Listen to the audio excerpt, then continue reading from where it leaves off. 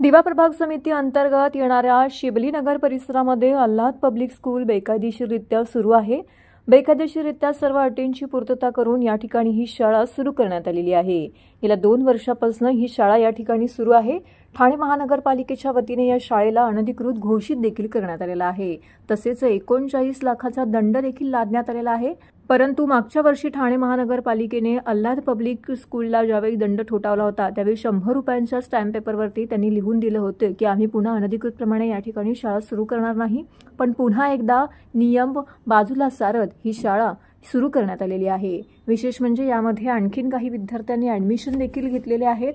200हून अधिक विद्यार्थी या ठिकाणी शिक्षण घेत आहेत। एकंदरच विद्यार्थ्यांच्या नावाखाली शिक्षणाचा बाजार करून त्यांच्या जीवाशी येथे भयावह असा खेळ सुरू आहे।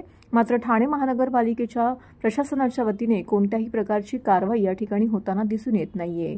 या संपूर्ण प्रकरणाबाबत सामाजिक कार्यकर्ते सुकुमार गायकवाड हे पाठपुरावा करत आहेत। तसेच विद्यार्थ्यांच्या जीवाशी खेळ करणाऱ्या अनधिकृत शाळेवरती कारवाई न केल्यास त्यांनी तीव्र उपोषणाचा इशारा देखील यावेळी दिला आहे।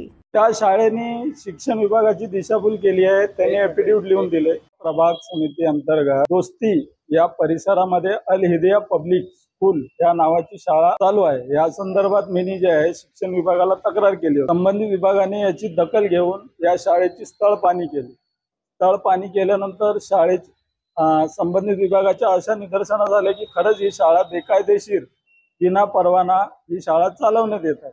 त्या संदर्भात शिक्षण विभागाने यांना सूचना दिल्या की ही शाळा तत्काळ बंद करावा। हे शाळा तुमची सदर शाळा ही ठाणे महानगरपालिकेमध्ये नोंद नाही आहे आणि तुम्ही ही शाळा बेकायदेशीरपणे चालवत आहे। त्यावेळी शाळेचे संचालक आणि संस्थापक त्यांनी महानगरपालिकेची दिशाभूल करून त्यांना ॲफिडेव्हिट दिले की आम्ही ही शाळा बंद करतो आणि यापुढे चालवणार नाही। तरी शाळेच्या संचालकांनी पुन्हा जून महिन्यात बेकायदेशीरपणे ही शाळा चालवत आहे। त्यानंतर मी पुन्हा त्या शिक्षण विभागाच्या संबंधित अधिकारी कर्मचाऱ्यांना भेट देऊन पुन्हा निदर्शनास आणून दिलं। तेव्हा त्यांनी पुन्हा त्या माझ्या तक्रारावर दखल घेऊन त्यांना ही नोटीस दिली आहे। 39,50,000 रुपयाचा दंड इतका आणि 7 दिवसाच्या आतमध्ये शाळा बंद करण्याची अशी समज या पत्रात त्यांनी दिली। ही नोटीस देताना सुद्धा कायद्याची कोणती धाक आणि भीती न बाळगता हे शाळेचे संचालक संस्थापक जे काय आहेत त्यांनी बेकायदेशीरपणे ही शाळा चालवत आहे आणि त्या विद्यार्थ्यांचं भविष्याशी खेळ करत आहे।